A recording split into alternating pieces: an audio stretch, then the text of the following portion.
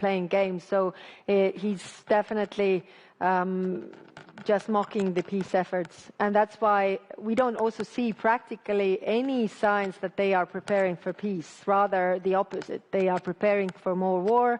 We have winter coming. We see that they are preparing attacks on civilian infrastructure, energy infrastructure, to cause as much pain as possible. And that's why we need to prepare as well. You've already mentioned that Europe is preparing for its 19th sanctions package, but of course it must be approved unanimously by EU countries. Hungary might be proving a stumbling block, as it has in previous years. And you've also talked in Copenhagen about granting Ukraine billions of euros of aid from frozen Russian assets, also something that the Hungarians are not looking warmly upon. How are you going to break the Hungarian blockade here? Well, first, we have 18 packages of sanctions where Hungarians are also on board. So we should not forget that. Of course, every time is hard. It's very hard discussions. It's getting harder all the time. I don't deny that. But they're still on board. When it comes to the frozen assets, then we had a very frank and open discussion with the ministers. And there are legal issues. There are worries for those countries who have a large share of those issues. So I think what is important right now is to really think about the exit strategy.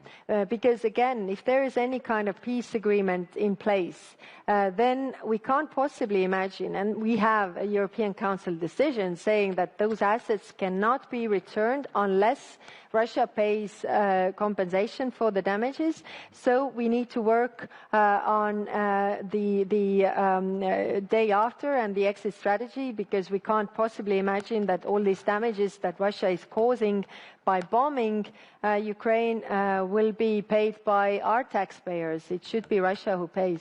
Moving forward and looking forward, High Representative, is there a clear EU position on what a politically acceptable end to the war in Ukraine looks like? Or are you essentially outsourcing this decision to Kiev and Washington? Well, Kiev is under attack. Europe is not. So it is up to them to say. And otherwise, we would be also in this position where we are actually talking for Ukraine. But I think in every war, we have to have a strategy, and that strategy has to be, really that Ukraine wins this war. Otherwise, you don't always win wars, but you never win them if you don't set victory as a goal.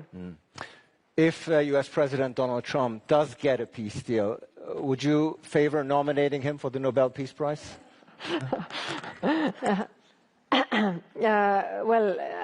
Fortunately, I'm not the one who is making those applications. So.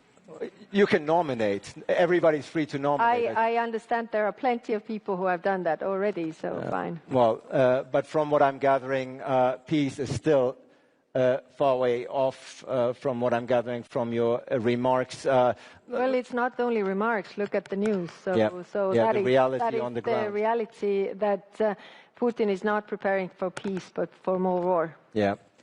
Let's turn towards the Middle East, if we may, where the humanitarian situation in Gaza continues to deteriorate. By the way, we're going to have a very high-level panel on Ukraine later on.